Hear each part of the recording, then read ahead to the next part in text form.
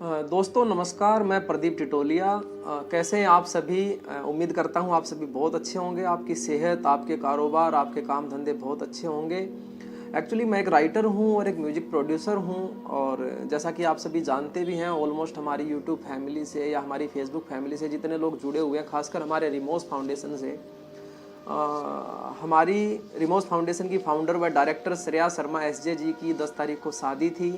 और उन बच्चों को, उन सबको मैं ढेर सारी, आप सबकी तरफ से, आप सब टीम ने भी काफ़ी सारे मैसेजेस किए। जितने भी लोग हमारे हैं, जितनी टीम हमारी हरियाणा में है, गाज़ियाबाद में है, गुड़गांव में है, सब लोग मिलके भी शादी में नहीं आ पाए, क्योंकि ड्यू टू कोविड रिस्ट्रिक्शंस हमने इतनी ज़्यादा क्राउड नहीं की थी यहाँ पे इस फैमिली ने। लेकिन फिर भी जो लोग आ पाए उनकी तरफ से भी, और जो लोग नहीं आ पाए वे भी आना चाहते हैं या मिलना चाहते हैं, बधाई संदेश देना चाहते हैं।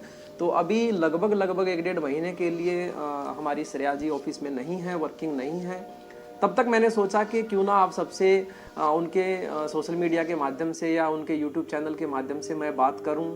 और काफ़ी सारे टॉपिक्स ऐसे हैं जिन पे हम काम कर रहे हैं, जैसे कि ब्लड डोनेशन कैंप्स हम लगवा चुके हैं, और जितना भी हमसे हो पाया है। अभी हमारा एनजीओ जो है, हमारी जो टीम है, काफ़ी इनिशियल और शुरुआती स्टेज में है, लेकिन फिर भी जितना भी हम कर पाते हैं, जैसे श्रेया जी एक टीचर भी हैं, प्राइमरी टीचर, वो पढ़ाती रही हैं और बहुत अच्छा लिखती हैं, बहुत अच्छा बोलती हैं, मोटिवेट करती हैं।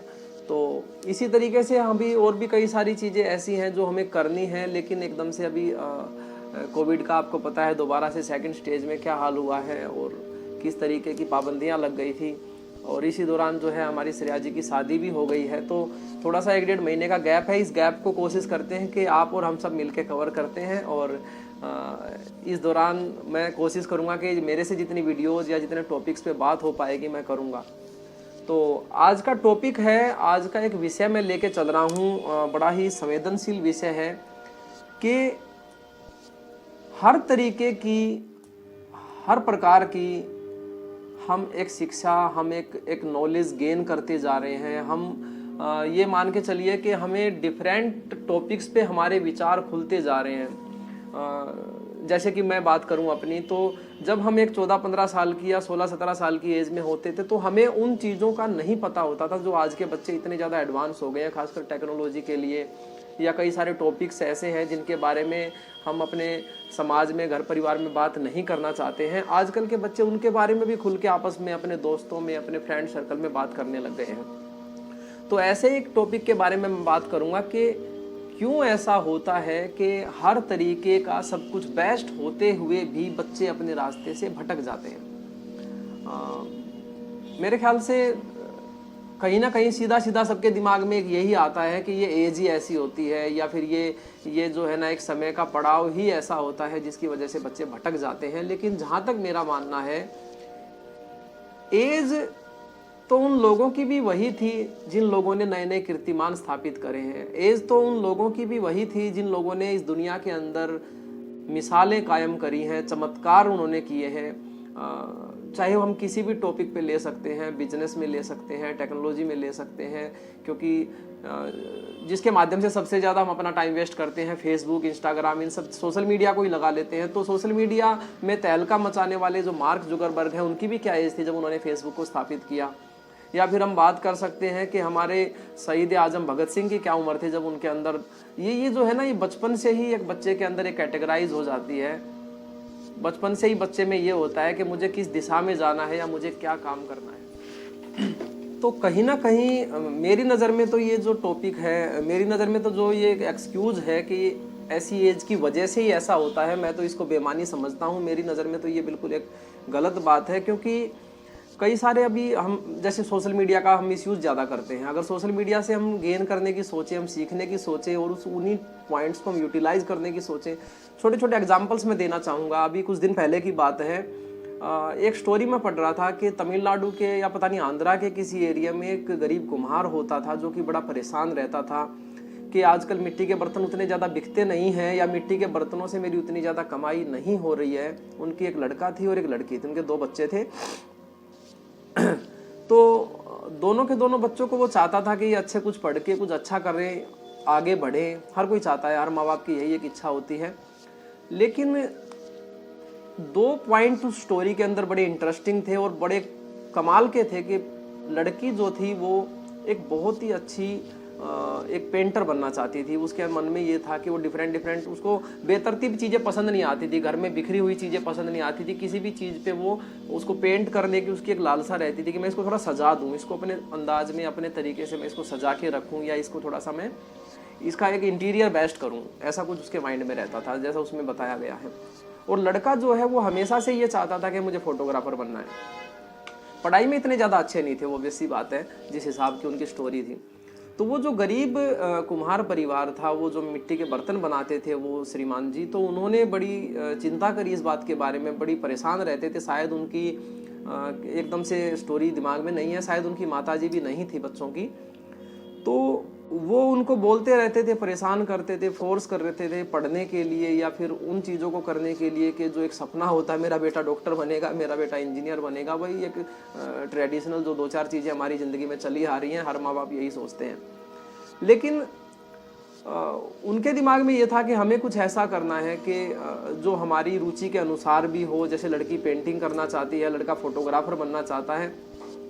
तो किसी तरीके से उन्होंने पड़ोस में एक अंकल, उनके बड़ा गरीब परिवार था, पड़ोस में एक अंकल जो रहते थे, उनके पास एक मोबाइल अच्छा था जिसका कैमरा क्वालिटी बहुत अच्छी थी। तो लड़के ने उनसे वो मोबाइल लिया, मोबाइल चलाना सीखा। उन अंकल ने उनकी हेल्प करी कि उनकी सारे सोशल मीडिया पे उनके टोटली एक पेज क्रिएट कर दिए, उनकी आईडीज़ क्रिएट कर दी, हर सोशल मीडिया पे उनकी चीज़ों को बना दिया। और लड़की का ये था कि वो अपने पापा का उसके काम में हाथ बटाने लग गई, वो उसमें ध्यान देने लग गई कि मेरे पापा क्या करते हैं, कौन सी चीज़ बनाते हैं, कैसे बनाते हैं। लड़के का ये था कि 1-2 घंटे का टाइम निकाल के उन अंकल से वो फ़ोन लेते थे और अपने पापा की उन चीज़ों को बनाते हुए वीडियो बनाते थे कि मेरे पापा उसको कैसे बना रहे हैं, देखिए मटका कैसे बनता है, सुराही कैसे बनती है, ये चीज़ें कैसे बनती है, रॉ मटेरियल मिट्टी को करने से लेके उसको तराशने से लेके कंप्लीट फाइनल टच देने तक कैसे चीज़ें तैयार होती है। और उन्हीं को वो थोड़ा सा उसमें अपना करके और सोशल मीडिया पे उसको पोस्ट करना शुरू कर दिया। 2 व्यूज़, 10 व्यूज़, 50 व्यूज़, शुरुआती स्टेज इनिशियल ऐसी होती है। हर चीज़ के बारे में हमें उतना ज़्यादा एकदम से रिस्पॉन्स नहीं मिलता है, लेकिन कंटिन्यूटी बहुत बड़ी बात होती है। तो उन बच्चों ने शायद 6-7 महीने तक, 8 महीने तक हर दिन को अपने पापा के हर दिन को उन्होंने वीडियो शूट करके उस पर डालना शुरू कर दिया। कुछ पैसे थोड़े से जैसे तैसे इकट्ठे करके लड़की ने क्या किया कि उन्हीं मटकों को, उन्हीं सुराही को, उन्हीं मिट्टी के बर्तनों को उसने पेंट करना शुरू कर दिया। पेंट करके एक सिस्टमैटिक उन चीज़ों को सजा के अच्छे तरीके से रख के लड़का उसके फ़ोटो या वीडियो बनाता था और सोशल मीडिया पे पोस्ट करना शुरू कर दिया। धीरे धीरे लोगों का अटेंशन गया, धीरे धीरे लोगों को पता चला, उनको लगा कि ये चीज़ें अच्छी हैं।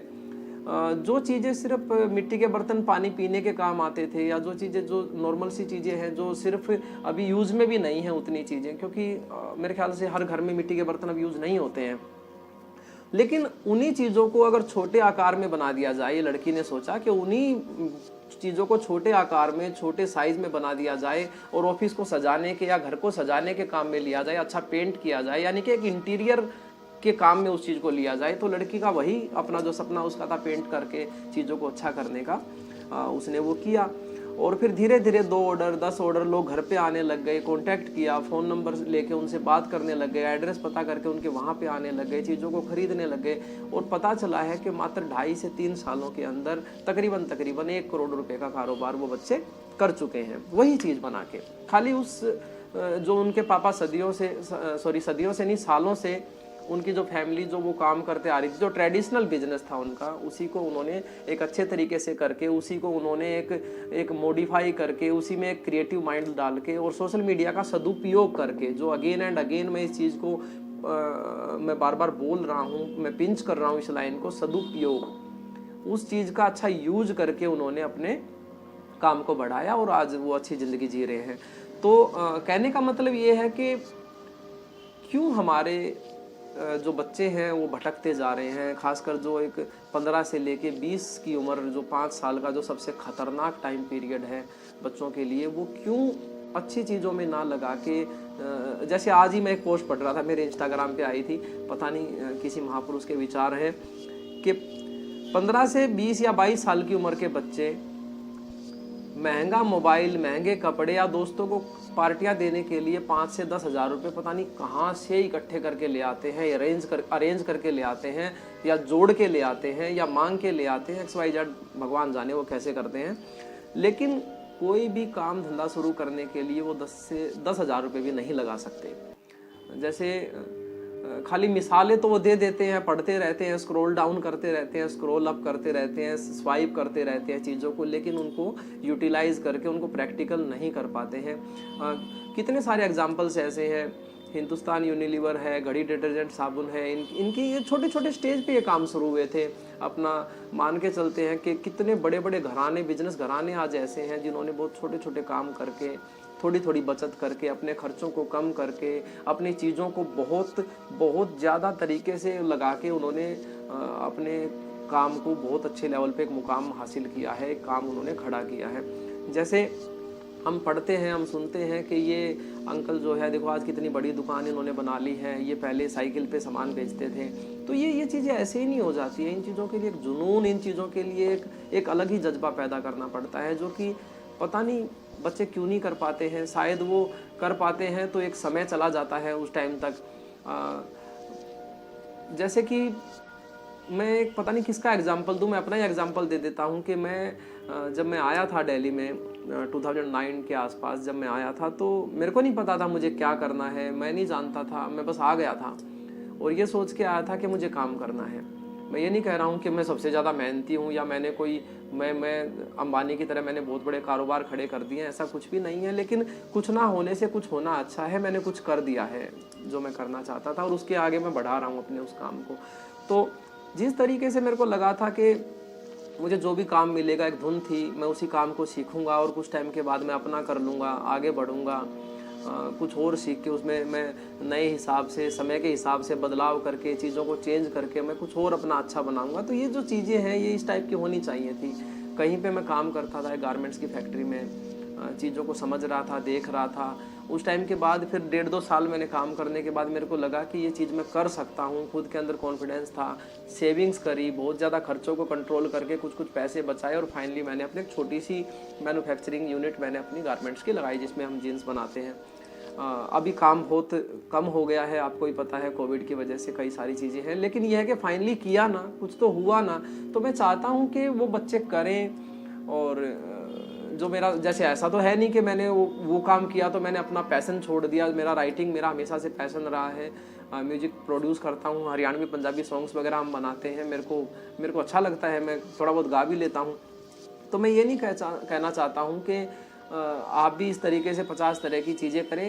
एटलीस्ट आप कोई भी एक चीज़ करें, अपने समय का सदुपयोग करें, नई नई चीज़ों को सीखने में उन चीज़ों को लगाएं, सोशल मीडिया का यूज़ करें, मिसयूज़ ना करें, अपने टाइम का मिसयूज़ ना करें। एनीवे, नेक्स्ट वीडियो में फिर नेक्स्ट टॉपिक पे बात करते हैं और उम्मीद करते हैं कि शायद आपको मेरा जिस भी टॉपिक पे मैंने बात करी है, उम्मीद करता हूँ कि आपको अच्छा लगा होगा। अच्छा लगा है तो आप हमारे चैनल को लाइक करें, शेयर करें, सब्सक्राइब करें। Thank you so much.